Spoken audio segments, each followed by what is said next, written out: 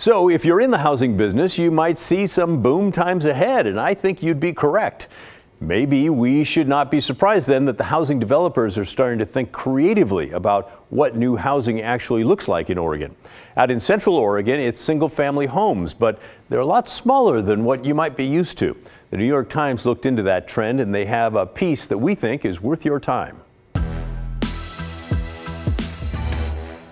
They're calling it the Great Compression, and it's all about small homes being built in the Redmond area and other neighborhoods across the country. The houses range from about 400 square feet to 600 square feet, so basically a small one-bedroom home. But they're single-family houses with a driveway for one car and even a little yard. So, what do you think? Does this look like someplace that you'd like to live? Well, it turns out the idea is pretty darn popular. The Times quoted a developer who built 500 square foot cottages in Bend. He said that when he went to community meetings with the idea, nobody thought they'd sell, but they did sell. In fact, they sold out, and his investors nearly doubled their money in just 2 years.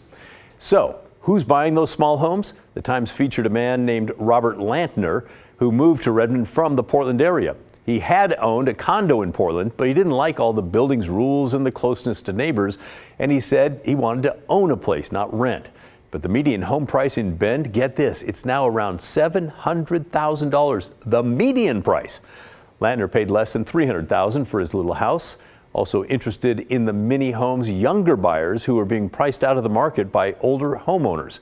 The Times wrote, "This has created a mismatched market in which members of the baby boom generation are disproportionately living in larger homes without children, while many millennial couples with children are cramped into smaller houses or in rental apartments, struggling to buy their first home." You can check out that article right now at the New York Times. They often put their stories behind paywalls, but I checked on this one just a little bit ago, and it is open. They also talk about how America's housing landscape has changed over the last century and the zoning changes over the years that have allowed for smaller homes.